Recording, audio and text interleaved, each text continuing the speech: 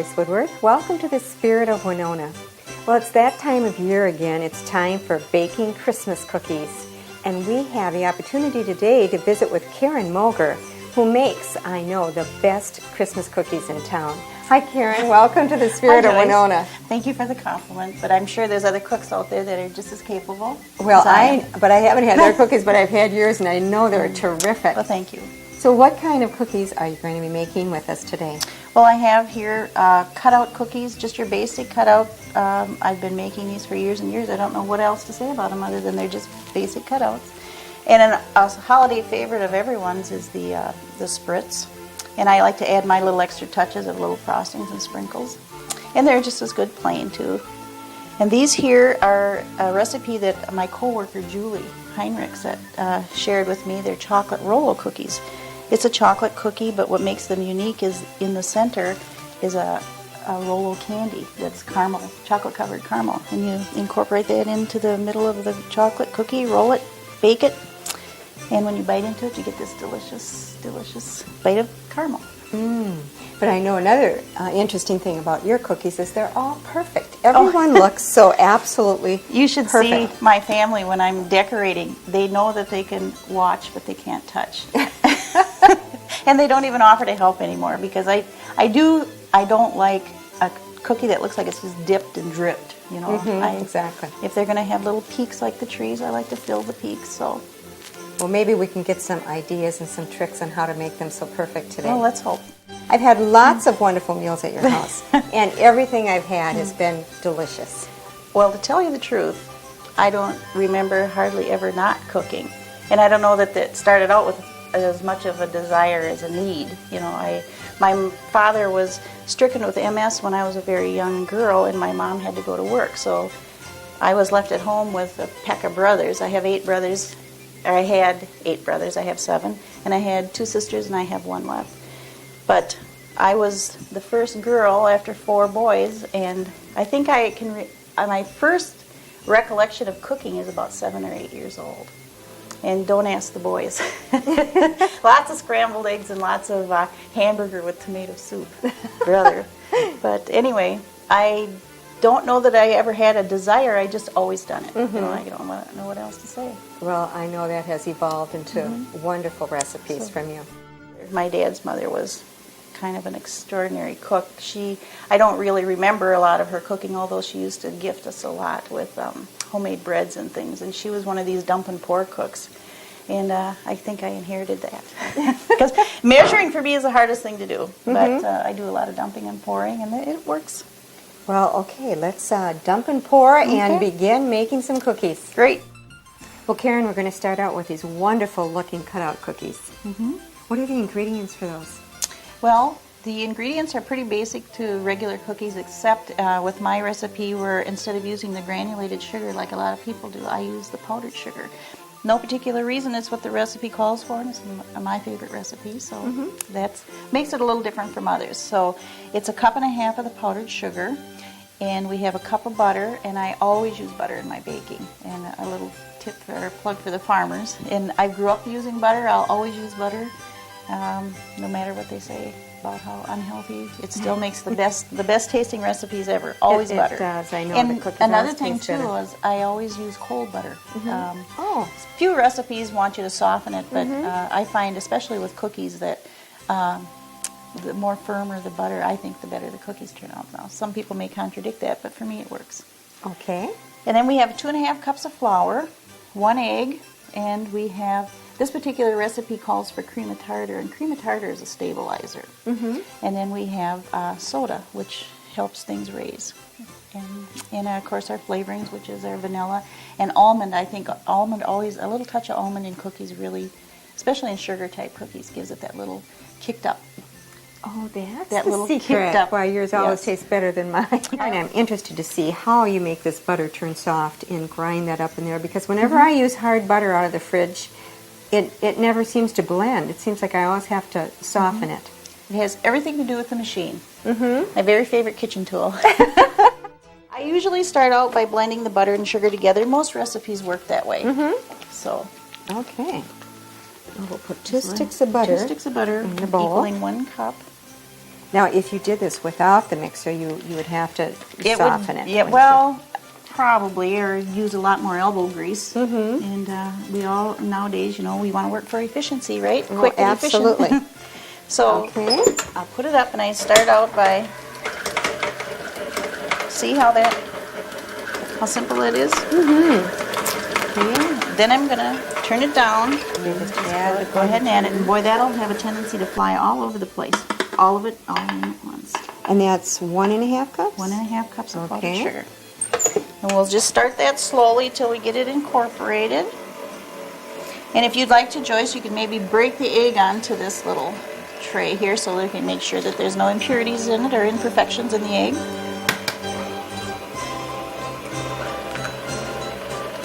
Slide that right in there. That'll take a little bit of carefulness there. Great. And if you'd like to get the flavorings ready, that would be good. We'll need a teaspoon of vanilla, and it says a half a teaspoon, but you know, you give it a whole teaspoon? I'll give it a whole teaspoon of the almond also, because we want it to be nice and flavorful. Just dump everything right in the mixer. That's right. It's starting to smell really good. Great. I'm going to shut this off so I don't get my mixer or my spatula caught in it. It'd be nice to always have 2 cooks in the kitchen. Well, that's debatable. That happens here sometimes, and I don't know. And Gary will get in here and sometimes try and overtake me, so I just move. So you can see why I like this machine so well. It just really incorporates everything just the way I need it. Without a lot of effort. There, we're ready for the dry ingredients now, and I'll just have you... I want to get that paddle out of the way. Okay, you can dump it all in at once. And this is 2 cups of flour. 2.5 cups. 2.5 cups of flour. 2.5 cups of flour. Okay. Right. And you can go ahead with the cream of tartar and the soda also. Teaspoon of cream of tartar and a teaspoon of soda, right? Correct. And there again, we're going to put the bowl back up and be careful so that we don't fly flour all over the place. Well, this machine is great. It is wonderful. I can't imagine a kitchen without it. Otherwise, you're standing there with your hand mixer. Right, and it's real hard on the hand mixer because the dough will be very stiff. See, it's starting to come together now. It'll start coming away from the sides of the bowl nicely, too. There. So the next step is the next step will be rolling. Huh? Now, some recipes and some people really believe that you need to chill your dough. I never have. Now, some of the doughs may be easier to handle for people by chilling it. I, on the other hand, go by feel. You're going to flour the surface real well. And there again, you know, there's hardly a measurement that I can give you. I just kind of put some out till it looks right. Grab a hunk of dough. And like I said, for me, in the dough, it's feel. So I know that it's a little sticky, so I just roll like so. Let me check the texture of that. Oh yeah, it's really good, perfect. Doesn't it? Yeah, it feels just like clay. Perfect. Yep, just perfect. And I just, you know, work it a little bit, but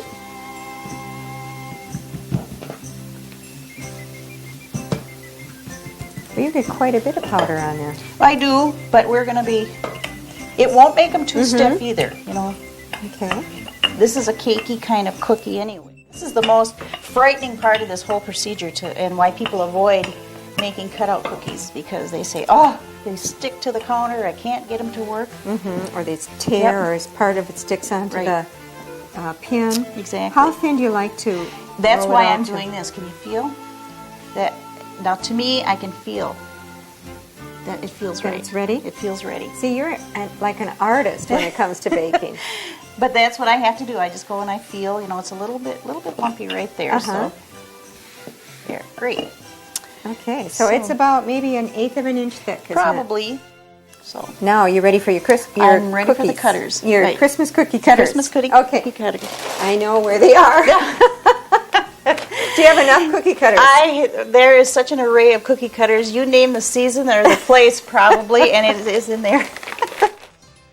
Well, we're down to your favorite cookie cutters now, right? Okay. You know, there's one thing missing here, though. What is it? I have a 6-year-old that would be on the other end of the counter. Mom, Mom, Mom, can I have that? Can I have that? Can I have some dough? So if I, you know, it just seems like something's missing. Something is missing. And then I suppose he wants to help you cut, too. Yeah. Well, like I said earlier, they know they can watch and not touch. You've got some really cute cutters here. What in the world is this? That's a sleigh. Oh, I got it. Okay. See? Now, do you like the plastic ones better than the metal ones? I have every kind. There is, like this one here. This one's a little tricky. You can see it's all formed. So what I need to do is flour that, or we'll have problems with it sticking. Okay. So, but I like the size of this. And it is a little more tedious, but if you keep it well floured, it works fine. Now, are there any tricks for pressing the cookie cutters Just into so the dough? that you press them evenly, and it cuts all the way around. But see... Of course, you have the dough so perfect now that it doesn't seem to be a bit of a problem. It isn't, and that's what I say. For me, it's all feel. I have always chilled the dough, and sometimes then you get it out of the fridge, and it's so hard It's so that you hard can't that manipulate it's just a struggle, and then what do you want to do? Throw this away? This is not fun. This is fun. Now we're coming upon the next scary part of cutout cookies. A lot of people say, okay, now we got them this far, so how do we get them from the counter to the cookie sheet? Well, I rarely, and I'll say rarely, just leaving me a little margin for error, but I rarely have problems. Oh, it's going smooth so far. So far. Get a little flour on the edge of the... Perfect. Isn't that easy? Now you just use an ungreased cookie sheet that's Always. cold? Yeah. Well, does it matter if it's cold or hot? Uh-uh. Okay. You want to be careful not to get too much flour onto the cookie sheet, but you're doing great. Great, Okay. perfect. Isn't that easy? Can you just tell them how it comes out so This nice? one's a little bit messy there. They freeze wonderfully, just beautiful. So I make a whole big batch and I put them in the freezer, and as I need them, I take them out and then I frost them and then I use them as gifts. So it's a messy, tedious job that you want to get out of the way right off the bat. Sounds wonderfully organized. Now, you put them in 350 degree oven. Oh, about, I'm going to say, I don't like them getting real dark around the edges, just so that they're firm and just lightly brown for about 8 to 10 minutes. Okay. The ingredients for Karen's Christmas cutout cookies are 2½ cups of flour, 1½ cups powdered sugar, 1 cup of butter cold, 1 egg, 1 teaspoon cream of tartar and 1 teaspoon of soda, 1 teaspoon of almond and 1 teaspoon of vanilla extract. Karen, what are the ingredients for the frosting for the cookies? Okay, many times when I've made cutout cookies, people will say, oh, I love your frosting, it's so glossy. What do you do? I don't add butter. You know, most frostings call for a little butter. My frosting is more of a glaze. I just have powdered sugar, and again, I can't give you any measurements. I go by look and how it feels. So I start out with a little bit of powdered sugar and milk. That's just powdered sugar, milk, and a little flavoring, and that's it. It's a by guess. It's a by guess and a by gosh. Okay. So you just pour a little bit of milk into the powdered sugar. Right. Once I get the consistency that I really want, that I know will work well, then I separate it into individual bowls depending on how many colors I do. And I don't believe it, this seems to have come out just right. So now we have it the consistency that we want. And it's not perfect. real runny, but it's not too thick. You don't want it so thick that you have trouble spreading it over the cookies, but this feels just good to me. That looks perfect. So we'll put a little in there, and Joyce, again, if you'd like to play with the colors. And again, you just use your pasty coloring. Food coloring, right. And you got your little spoon there. Just take a little dot of it on the end. Great. Okay. Pretty colors. Isn't that pretty? Nice and vibrant. That's what's nice about the paste colors. You get a much more vibrant. Okay. Oh, this is perfect. Now, do you have some tricks for putting the color on? Well, like I said. I'm sure you do. I can't tell you the hundreds of dozens of cookies I've frosted. So like anything else, the amount of practice makes all the difference in the world. Now, this is where it gets tedious. You know, when I start making cookies like this, it's like I end up just slapping the color on at the just to get them done. And I'm real picky about it. So I get I usually like to get the amount of frosting on the cookie first. I usually like to use like a pointed edge butter knife. And just kind of work it into the little edges. Sure, that's why yours are always so pretty. You get really like an artist and paint your cookies. Well, I just think they look nice that way. And like I said, I use a lot of them for gifts, so you want them to look like gift material. You are truly a cook. I mean, you can tell the difference. Look at, I just slapped mine on. You're getting this perfect looking cookie. Then I hold it over the bowl, and I'll probably put a little, well, let's put some of these on. Okay. Set that down a second. And you'll want to put the sprinkles on right after you don't want to frost a bunch and then go back and sprinkle because it'll glaze over and it won't stick. So, ooh, isn't that lovely? Oh, it's very pretty. To make Karen's glazed frosting, use 1 to 2 cups of powdered sugar, 2 to 3 tablespoons of milk, 1/2 teaspoon almond extract, and a spot of paste food coloring. Karen, what are the ingredients for these beautiful spritz cookies? Well, again, your basic, it's like a butter cookie recipe. Always use butter. And the thing about spritz is there's few recipes out there that will allow you to use margarine, but pretty much most people will tell you that butter makes a big difference in your spritz. And it gives them that nice buttery, melt-in-your-mouth flavor, too. Unlike shortenings and things, the dough will get too heavy and it just won't come out of the press like it should. So save yourself a lot of frustration. Just use butter. Sure, and at Christmas time you want them to be a little special, Right. so why not use Exactly. So just butter, sugar, salt, and your soda, and of course your flavorings, which again your vanilla and that little bit of almond that gives that little kicked up flavor. butter? Okay, and what are in these cute little bottles? These are paste food coloring. I always use paste. I never use liquid. For the simple reason is oftentimes if you're using a liquid food coloring, you know, it will change the consistency of your dough, and then you don't have very good luck. So I always use the paste, and it's available in most craft stores. There's Valley Public Supply in town here. They carry these. It's made by Wilton. There are other brands out there, but they give a nice, true, vibrant color. And you cannot get these at a grocery store, can No, you? they can't. I've never seen Unfortunately, not it. unless they handle the Wilton brand. This is See, it's like a gel. Oh, it looks like a paint. It doesn't smell at all. No flavor, no odor, no flavor. Okay. All All right. Again, I imagine you start with the butter. Right. We'll start Okay. by incorporating the butter and the sugar together. So it's a pound or a half a pound of butter. And this is a cup of granulated sugar. Right. I like this little method for an egg. Just a little tiny paper plate. Well, then it's easy cleanup. Okay, you can go ahead and slide it right in. Great. A teaspoon of vanilla. And a teaspoon of almond extract. Do you ever try any other flavorings, or do you always use the almond and the I vanilla never together? have, but there's no reason why you really couldn't. There's just wonderful flavorings out there nowadays. It'd be worth experimenting. Okay, and this is 2 cups of flour. I think it's like it's about 2 1/4. 2 1/4. Okay. And the salt and the that's soda. Half a teaspoon of salt, half a teaspoon And of a soda. 1/4 teaspoon of soda. 1/4 teaspoon of soda. Okay. And again, this will make kind of a dry type dough. I'll make the red, you can make the green. Okay, great. I always use rubber gloves because you get horrible stains on your hand that'll be with you for days. It'll right. clean off the counters a lot easier than it'll clean off your hands. So Well, this is the fun part. this is fun. Little kids would love this. Okay, I have this little spoon that fits into the top of that jar. And if you like them nice and bright, of course, the more you'd use. And this would be about almost a great plenty. Okay. Yeah, you might have some fire engine red ones there. Okay. Then I usually make a little crevice. Okay. Kind of Dip it in and go Kind to of town. fold it together, kind of knead it together, right? Okay.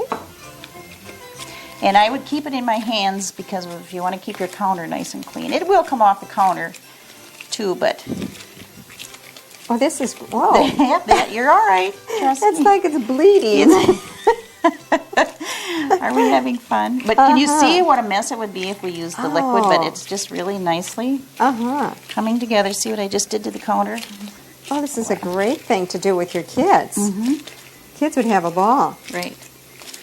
Now, some people like to leave the marbling in it, and that's kind of a unique little look, too. Oh, that's interesting. So the more you knead it, of course, the more the color will incorporate. This is where we pray now? This is where we pray. This is a tricky part? Well, not always. You just want to hope that you got the perfect consistency of your dough so that it'll properly come through the machine. So, Okay. 9 times out of 10, I have 100% success. So, we'll start with the green. I have a little Christmas tree disc inside here. This is a really nice slick contraption. It really is. I just love this thing. I've seen smaller ones, but I haven't seen one quite this This one big. here, that is what I find unique about this, is most of the cookie or the Spritz cookie presses that you see make tinier cookies. And I wondered when I got this, would I like the bigger cookie? Would it be the true Spritz? I never take the smaller one out anymore. This is so handy. Okay, so you just squish it down. Look at that. Oh, okay, that is easy enough. Now, you had said that it's best, really best, not to put this dough in the refrigerator, because then it makes it really impossible I would never to put squeeze this one to in the that. refrigerator because the machine would not be able to. Even a lot of the other handheld machines I've used, I would never have the power. But you see how slick? Oh, it's very slick, and the cookies look so Aren't they pretty. beautiful? I love the marble look of them. Now we're going to try the red. Just made it into a little cylinder to fit in there nicely. And we'll try a little flower design.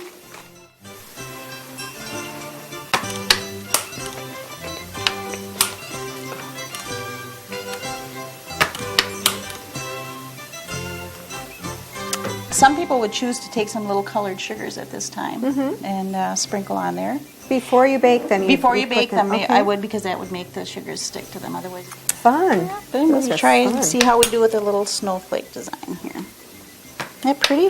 Oh, it is.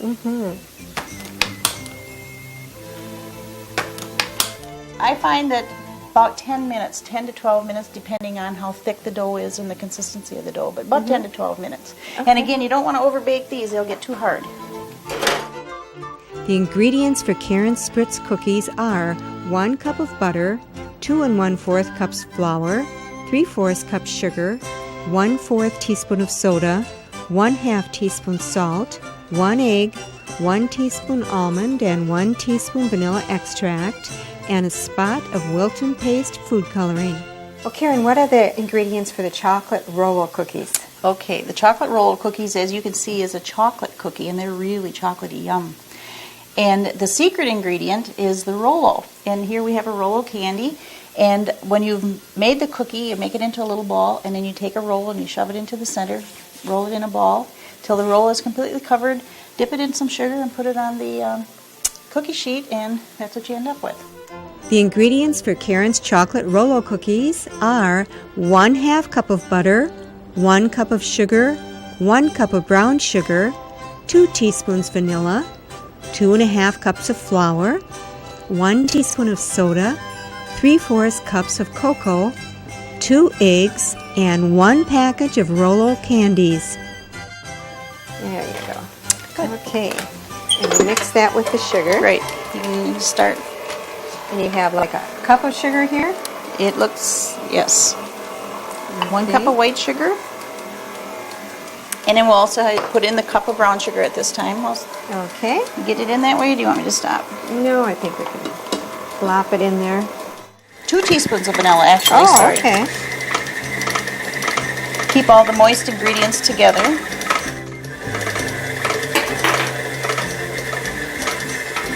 Now we're ready to add the dry ingredients, right? Okay.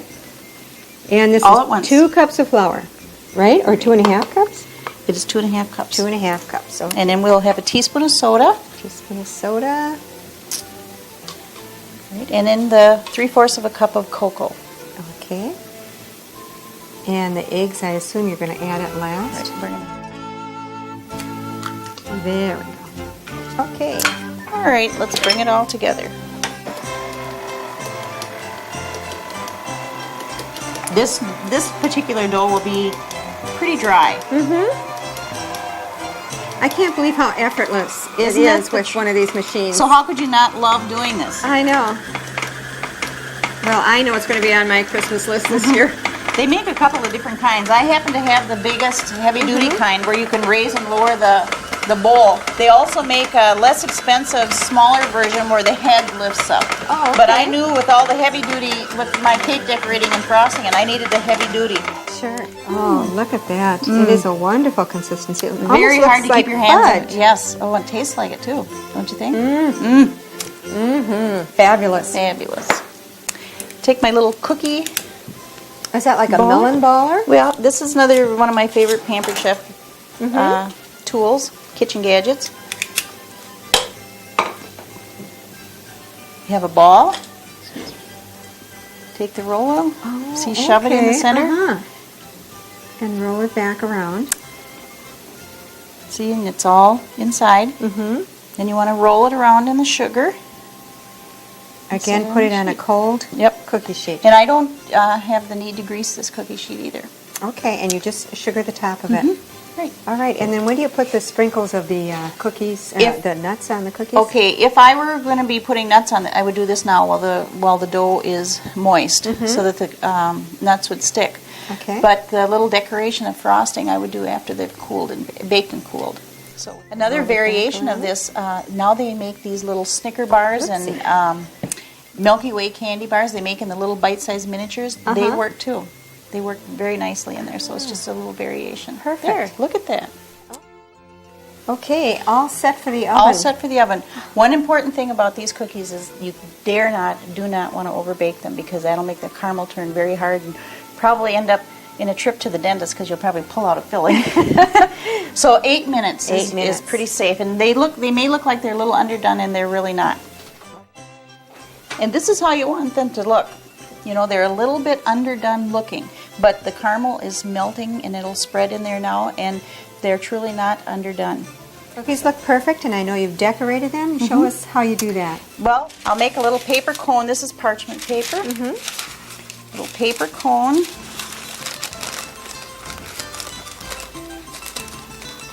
Put a little tear right there. And if I could reach in, I'm going to grab a scissors here if I could. Snip the end off a little bit. And then little tips. This happens to be just a plain round one. The various shapes that you see in a lot of cake decorating or cookie decorating, it depends on the equipment, of course, and the different shapes that the tips enable you to make the different shapes. And that's just something you buy at Target or Kmart or something? Well, again, in the Wilton section of your craft stores, or whoever would carry Wilton. That's okay. And I just happen to have a plain round one here now to make the plain. And this is the same frosting we used for the cutouts, only I made it a little thicker. The reason being is if I would put that thin consistency in here, it would be running out and I'd have it dribbling and running all over. So to have better control, you make it a little thicker. And again, it's just the powdered sugar melt glaze type. Now this one you put a little bit of almond extract in. A little for almond flavor, extract don't you? for flavor, if you just want to kick it up a little bit.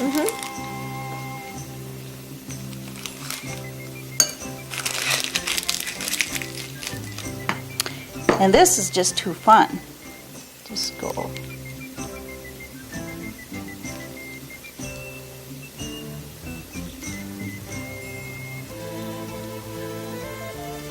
That easy? Oh, it's beautiful. Looks like a little snowflake. Yep. Now this cookie says to me, swirl. A swirl! So I'm going to try a swirl. Sure. Go to town. Remember, when you want to stop, just ease off on the pressure. Joyce, you did beautifully. Look at Ta-da. that. It's not real Christmassy. But No, but it's a decoration. oh, but you know what? You could make a Christmas tree and Oh, you everything. bet. Go like so, like so. Takes experience to get it Yes, right, it doesn't does. it? Oh. Karen, this has been so much fun making all these cookies. I agree, it has, and I hope if anyone gains anything from this, it's how simple it can be, especially if they have the right kitchen tools to use. I love the melt-in-your-mouth flavor of the Spritz cookies. And then the chocolate surprise in the center of those. Isn't that fun? Oh, yeah, excellent. And your cutouts, of course, are so popular with kids, and those are particularly Kids and adults special. alike, mainly because people just won't go through the bother. I don't think they're gifted enough to do cutout cookies. So I hope I've encouraged them to go ahead and try it. Yeah, it seems to me with the cutouts, the secret is the dough. Yes, how it feels. You know, just get the right feel of the dough. If it's too sticky, don't even try. Just run a little flour in it and then go from there. Well, thanks again for sharing all your special tips. You're very welcome. And thank you for joining me today. Please join me again next week. Till then, enjoy the Spirit of Winona.